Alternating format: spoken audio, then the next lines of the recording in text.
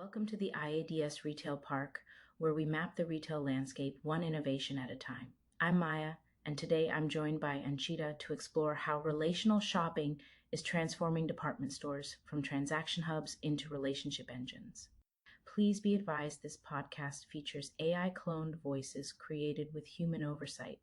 All content is reviewed by experts for accuracy and relevance. Before we dive in, an important note. Today's episode is based on research conducted in 2023. Now, while the core insights and trends remain highly relevant, some details may have changed since then.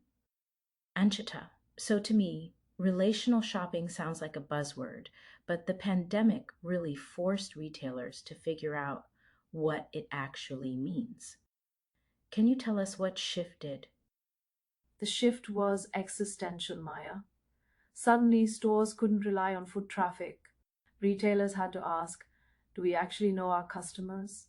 Can our sales associates reach them digitally? Most discovered the answer was no. And that's where tools like Clientela came in. Let's talk Magasin du Nord. What problem were they trying to solve? They needed to bridge online and offline in the middle of lockdowns. Customers wanted to book personal shoppers, but historically that service was reserved for weddings or big occasions. Magasin du Nord realized they could extend it, help someone prep for a new job, find an outfit for a dinner party. Small moments that build loyalty. Right, and Clientela gave them the infrastructure. What does that actually look like for a sales associate on the floor? One unified tool. They see a 360-degree client profile. Purchase history, preferences, communication style. They can book appointments, send personalized messages, even set reminders.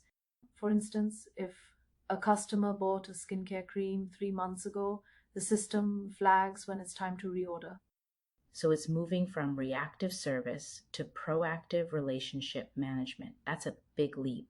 What were the results? Year-over-year bookings up 17%.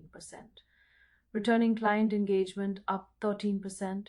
But here's the standout. Staff engagement jumped 68% on the app. When tools make associates' lives easier, they actually use them. That staff number is huge. It signals adoption, not just deployment. Now, let's pivot to China because Lane Crawford's WeChat strategy is operating on a different level entirely. What's the context? WeChat isn't WhatsApp.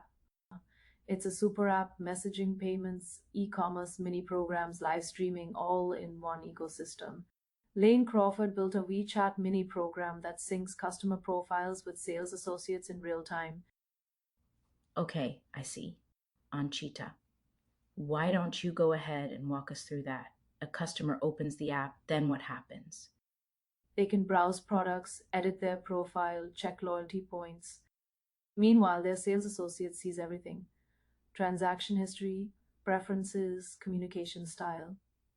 The associate can craft a shopping cart, share it via chat, and the customer buys with a few taps. No friction, no channel switching. And Lane Crawford saw serious traction, right? In the first 6 months, they did 1.5 times their full year e-commerce revenue. By 2022, monthly sales were doubling year over year. May 2022 alone was 6 times the previous May. That's not incremental growth. That's a new business model. Whoa, 6 times. That's wild. But here's the question. When Chinese travelers return to Europe and North America, they'll expect this level of service. Are Western retailers ready? Not yet. Chinese consumers shop to celebrate travel. They expect seamless digital tools, Mandarin-speaking staff, and curated product offerings. Most Western retailers are still figuring out basic clienteling, let alone WeChat-level integration. So what's the roadblock? Technology or culture? Culture, hands down. Thomas Meyer from Mobile now made this clear. The technical solutions exist. The challenge is organizational. You need executive sponsorship, you need to rethink sales incentives, and you need to integrate legacy systems without breaking everything. That's the unglamorous work. Change management, training, aligning KPIs. Where do retailers typically stumble? Incentives. If a sales associate helps a customer online, but the sale closes in store with a different associate, who gets credit? If the system doesn't account for that, adoption dies. Retailers have to reward collaboration, not just transactions. Yes, and that requires rethinking commission structures, which is never easy. Let's talk about the next frontier. Clientele mentioned moving from customer relationship management to prospect relationship management. What does that mean? It's about anticipation. Right now, systems react. A customer books an appointment, the associate responds.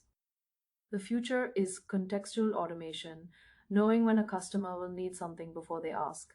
Birthday coming up, system suggests a gift. Cream running low, reminder sent. New collection matches their style, notification goes out. So it's less about if they'll buy and more about when and what. That shifts the associate's role from seller to advisor. Precisely. And it scales personalization. You can't manually track hundreds of customers, but a smart system can, and it surfaces the right action at the right time. This all sounds promising, but let's be real. What are the risks? Data privacy, over automation, customers feeling surveilled? All valid. Transparency is non negotiable. Customers need to know what data you're collecting and why. And there's a fine line between helpful and creepy. A reminder about a product refill, thoughtful, a message that feels like you're tracking their every move, invasive. Right, so the human touch still matters. The technology enables, but the relationship is built person to person. That's the core insight. Relational shopping isn't about replacing people with algorithms, it's about giving people better tools to build real connections. When done well, customers feel seen, not surveilled. And for retailers who want to start, what's step one? Audit your data. Do you know who your customers are across channels? Can a sales associate access that information easily? If the answer is no, that's your starting point. You can't build relationships on fragmented data. That makes perfect sense. Anchita, you've connected the dots beautifully, from Magasin du Nord's booking engine to Lane Crawford's WeChat ecosystem to the cultural shifts retailers need to embrace. Your ability to distill complex systems into actionable insights really clarified the path forward.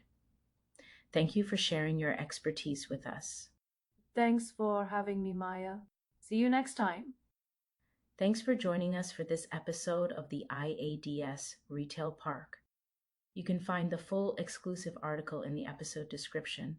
Check out the rest or our Substack for more retail insights and exclusive content. Don't forget to follow us on LinkedIn and visit iads.org for more information.